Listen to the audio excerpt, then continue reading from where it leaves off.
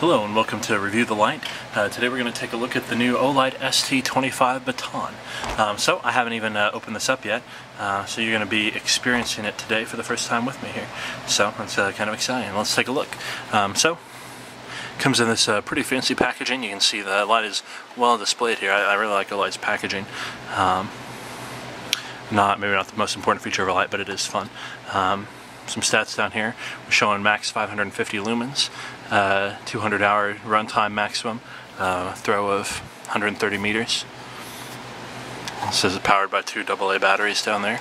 A little bit about the light down here, and some of the more stats on the back. You can't see it real well because of the clear packaging, but it's got the different mode information and such on the back. So let's open it up.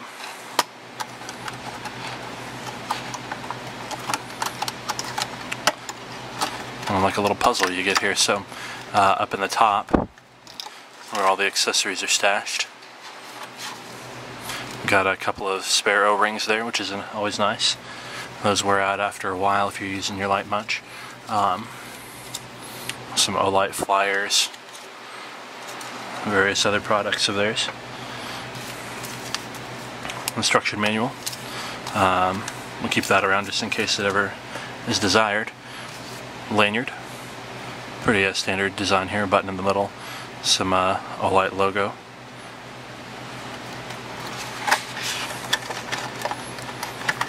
And we'll take the light on out.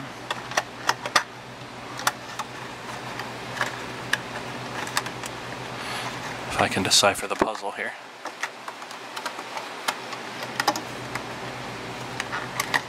There we go.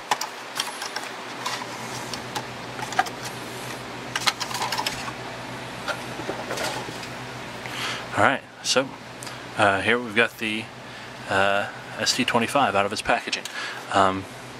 So on the body here, ST25 Baton, the model number, the Olight logo over on the other side. Some of Olight's kind of square and knurling pattern. You see not a lot of grip, but just enough to keep it from being completely smooth and add a little bit of style, which is nice. A smooth section here in the middle, and some knurling at the rear. Take a look at the head. You can see the Cree XML2 emitter down in there. We've got a blue O-ring, which is kind of a nice touch. Matches the blue side switch here. So that's kind of nifty. We've got a removable clip. Pretty good tension on removing that. See, it's got the ears on it to make it a little bit easier to get on and off without damaging your light, but they're pretty small ears compared to some I've seen, so they shouldn't protrude. Some people complain about those protruding a lot. So this was mounted here. Looks like you can mount it the other direction if you desire to have it mounted that way, or else, yep, looks like you can also put it up here if that's how you want it. I'm going to put it back where they had it. I like this clip design. It kind of allows for some fun options and exactly how you want to mount the clip, so that's nice. Okay, well, we've got this side switch. Looks like an electronic side switch, and no tail cap switch, just a plain flat tail cap. So I can do a stable tail stand, although it's a little bit top heavy just being so long. Well, we'll open it up. On the inside, it's hard to see all the way down there, but it looks like they do have a spring at that end.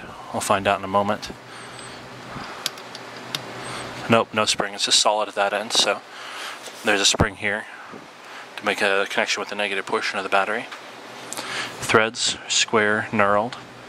Seem to have a little bit of lubrication on them, which is good. An O-ring there to keep the water out. I'll screw it back down. Comes right on. Alright, so looks like clicking the side switch, it takes it on and off. We'll take a look back at the modes here to see what to expect. So it's showing 5 brightness modes. And I click it back on, we start right here. Let's just see what happens if I hold down. We got 1, 2, 3, 1, 2, 3. I'm seeing 3 brightness modes here, so let's see about how to get into those other ones. We'll look at the instructions.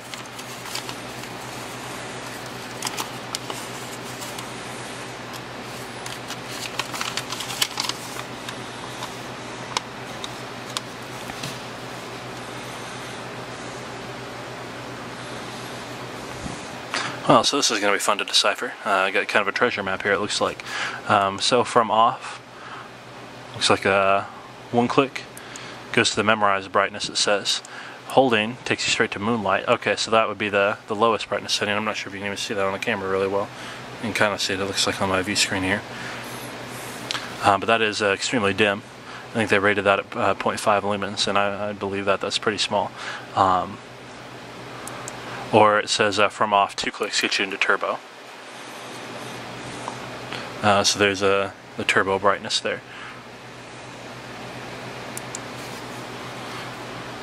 Oh, and it does say there's a tail switch, so okay. This didn't appear to be a tail switch, but apparently it is. It's kind of a sneaky tail switch. So I don't know if you can see that on the camera, but there is a little bit of motion when I push that. So there is a tail switch. And it appears that from off position it goes to the memorized brightness, to the last brightness you used, I'm guessing. Okay. So we turn it on. I'm going to hold down, go up to a brighter one, turn it back off. Yep. Okay. So also you've got the option of the tail switch just going right back where you left. Let's see what happens if you hold down on the tail switch. Doesn't appear to be anything special. It just comes on. Okay, so the tail switch looks like its only function is to just go to whichever mode you used last. So that's a nice handy feature. You can have one mode set to be just available whenever you need it. And the side switch seems to be where you control your other options. So looks like a couple quick presses gets you to a strobe mode, so that's a handy feature. I'm not seeing that on my diagram. Oh, here it is. Yep, 2 quick clicks. Once it's already on, appears. Yep, okay, so once you have it on, 2 clicks, you get to the strobe mode. And 1 click turns it back off. So that's a good feature. So, okay, let's summarize. From the off position, holding it down gives you the Moonlight Mode. So you always have access to your Moonlight Mode there. Or 1 click takes you to the mode you used last, which apparently for me is the Moonlight. 2 clicks from off takes you to turbo.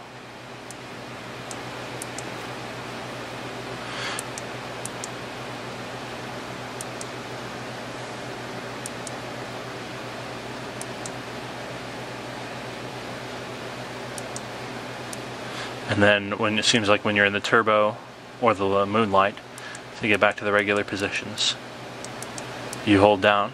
So yes, once you have it down, you hold on and you can cycle through the 3 main ones. So you have Moonlight. It'll do it for me. There's Moonlight.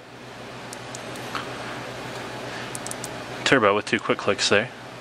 And then holding down to get through the 3 medium positions.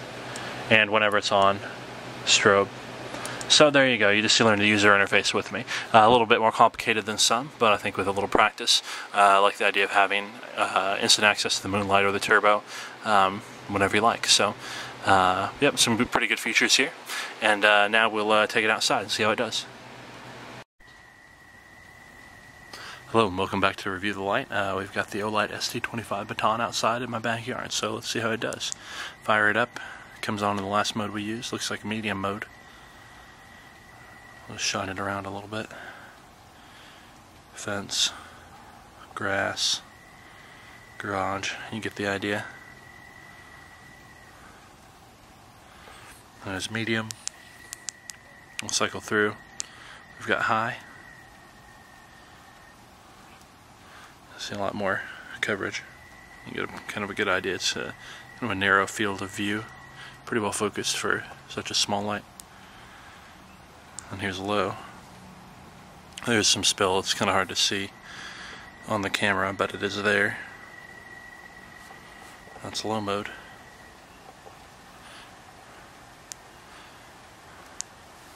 And then we'll turn it off, and here's a Moonlight by holding down the button for a second. As you can tell, when you turn up the brightness on your computer screen, you can probably see just the tiniest, faintest bit. I'll hold my hand in front right here so you can see it is on, but it's just very dim. and then a double click from off gives you turbo. So that's a little different than, there's, let's see, low, medium, high. See if I can get it to switch straight from the turbo. No, I won't do it. But yeah, the turbo with a double click is slightly brighter than the high. Coming to focus, alright. A lot of light. Looks pretty good. Alright, and this has been the Olight ST25 Baton. Thanks for joining us at Review the Light.